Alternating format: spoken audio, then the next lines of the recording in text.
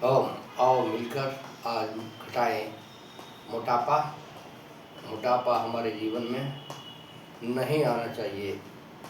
मोटापे से हमारे शरीर के अंदर बहुत सारे रोग बढ़ जाते हैं। तो उसी के अभ्यासों को आज करने का प्रयास, हाथों को ऊपर उठाना और पीछे ले जाना और आगे झुकना। पीछे गए, आगे गए। इसी को 10-20 बार से लेकर के 50-50, 100-100 बार तक, 500-500 बार तक करना।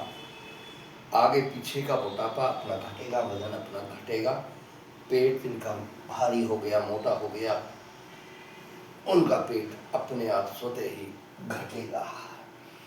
ऐसे 10-20 बार से शुरू करते करते 100-200 बार तक आप लगातार करने का प्रयास करना और देखना कि कितना लाभ हमको मिलता है। तुरंत ही असर शुरू हो जाता है। आज से ही आप करें 100 बार तो निश्चित रूप से आज ही आपका 100-200 ग्राम वजन घटेगा। लेकिन जिनका वजन कम है, मोटापा नहीं है, उनका वजन नहीं घटता, उनका वजन इन्हीं क्रियाओं से बढ़ता भी है। ये उनके व्यायाम में आ जाते हैं और व्यायाम करना नितांत आवश्यक है। हम व्यायाम करने में पीछे रह जाते हैं, इसलिए हमें 15-20 मिनट कम से कम कड़ा व्यायाम आवश्यक रूप से करना चाहिए। अपनी शारीरिक क्षमता को देखते हुए हम व्यायाम का अभ्यास करें, आसनों का अभ्यास करें और उसका विशेष लाभ लें। अब हम आगे पीछे का मोटापा कम कर रहे थे, अब बायां दाएं का मोटापा भी कम करना। दाहिनी ओर झुकना, ऊपर जाना और बाएं ओर झुकना। साइडों का वजन अपने आप घटेगा, मिटेगा। लगातार करें, रोग मिटाएं। हमें रोग ना सताएं, ऐसा प्रयास हमारा अवश्य रूप से रहे और उसका पूर्ण लाभ हम ले पाएं। ये कर लेना।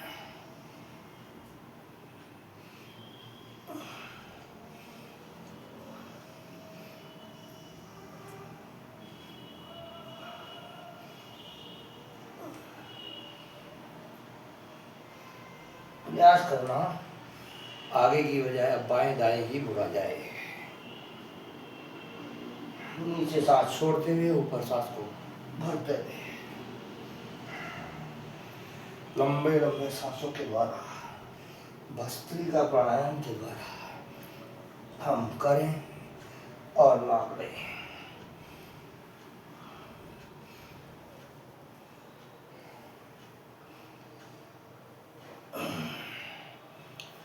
ऐसे आप कर लीजिए।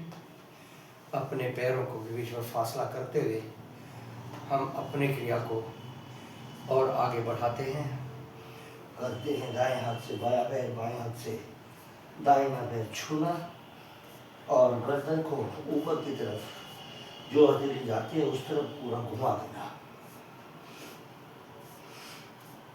ऐसे हम अपने वजन पर, मोटापे पर कंट्रोल पा सकते हैं। खाने में गर्म पानी का प्रयोग ज़्यादा करना तो अच्छा रहता है। ठंडी चीज़ों का प्रयोग ना करें तो बहुत ही सुंदर खान पान के द्वारा भी और योगासन के प्राणायाम के द्वारा भी हम अपने रोग को मिटाने का प्रयास करेंगे। ये क्रियाएं हमारे रोग को समाप्त कर देती हैं, लेकिन कुछ देर लंबे समय तक करने का प्रयास। हम लंबे समय तक नहीं करते, इसलिए हमें लाभ नहीं मिलता। हम सारे आसन करने का प्रयास करते हैं, नहीं रोग के अनुसार अपने आसन और व्यायाम का समय निश्चित करके और निश्चित रूप से उसी के को आगे बढ़ाते हुए लंबा समय तक जो आपको शूट करे वो आप करें। धूप में खड़े होकर के करें, प्रातःकालीन करें, शामकालीन करें। खाने के 4-5 घंटे बाद हम व्यायाम, आसन, प्राणायाम सब कुछ कर सकते हैं। अनुलोम विलोम प्राणायाम एक ऐसा प्राणायाम है जिसको हम खाना खाने के तुरंत बाद भी कर सकते हैं। वज्रासन में हम बैठे खाना खाने के तुरंत बाद, तो ये कुछ क्रियाएं ऐसी हैं जो खाना खाने के तुरंत बाद भी की जा सकती हैं। तो ऐसे हम एक क्रिया को लंबा करें, रोग मिटाने का हम प्रयास करें और उसका पूर्ण लाभ लें। तो ऐसे आपको आज कुछ क्रियाओं को बताने का प्रयास किया है। कुछ क्रियाओं को और हम आगे लेंगे।